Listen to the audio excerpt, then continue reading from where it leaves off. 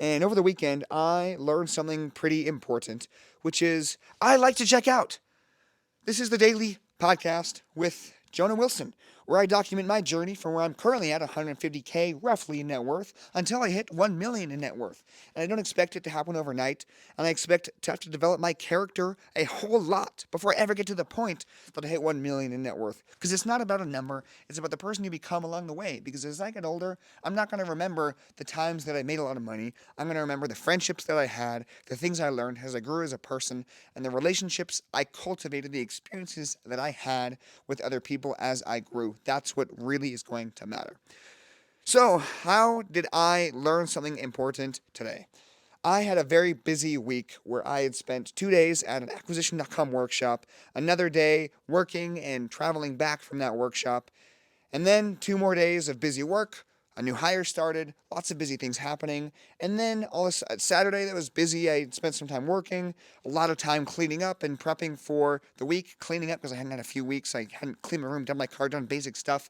And Sunday came around and I was a vegetable. I didn't want to do anything. I was so lazy. I was checked out. My family was trying to talk to me and I didn't want to talk to anybody. I just wanted to lay down and have a good meal and do nothing. And that is okay. But it's so counterintuitive to what my natural instinct is as somebody who wants to keep going and going and going until I reach 1 million in net worth. And that's not saying that you shouldn't stop, that you should go hard. You absolutely should. And especially now, I'm at the age and time where I can do so. But I'm going to hit a wall, and if I work smarter, I will go far further. How do I know that? Because if you look at the extremes, the people who are absolutely wealthy, they don't work harder. They don't have more time than you. We all have the exact same 24 hours. So somebody who makes more money fundamentally has something you don't have. It could be luck. It could be skill. It could be knowledge. It could be connections. It could be a brand where people know this person is somebody trustworthy who, if I do business with, I know that they will hold up their end of the bargain. And there's so many other small aspects. But the point is, all of those, if you break them down into small enough skills, are something that you can learn, that you can take and apply to your life. When you break it down to a small enough skill, you can take action on it today and the next day. And slowly over time, all of a sudden you have a brand, a reputation, character traits that people really admire. After I took this long break, pretty much all of Sunday, I just chillaxed. I didn't do much.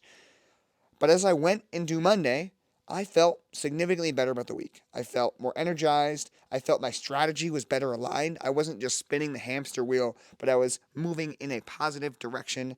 And that's because I allowed myself to just chill, which is the most counter thing that any entrepreneur would want to do, is to stop, to just take a break. Why would we do that when we could keep going? And there are certainly times to push and keep going. But if you're going to work hard for 5 days and then have a sixth day where you're still doing a lot of work and doing some other prep for your life, it's okay to take a day to refocus. In fact, if you sharpen your axe on that day, it's highly likely the cuts you do make in the next week are going to be far more effective and you're going to be much more primed for longevity in what you do. How does this help me in my quest to 1 million of net worth? Well, here's how. It prevents me from burning out and allows me to align my strategy. I was able to figure out exactly what I wanted to do. And a big part of that was, hey, my personal brand, I've been doing cooking channels. It's been going well. Well, one cooking channel, not channels. I grew it to over 1,000 subs because I was really consistent. And then I became VP of marketing and I was like totally swamped. I didn't do anything with the cooking channel. And I realized that providing value to somebody and documenting my journey is the most important thing that I can do. So here I am. I hope this is helpful to one other person. I don't run sponsorships, so if you like it, let me know in the comments. I totally understand that probably no one is ever going to listen to this because, hey, this is my third time ever doing an episode. That's not very many. But I don't do it for somebody else. I do it for me because me talking through the things I'm going through and learning is helpful. And I hope that one day when I grow a big business and when I have the character traits and personality and character and values and morals to back up the person that I say I am, that this is valuable for somebody else who is looking at starting and they want to get the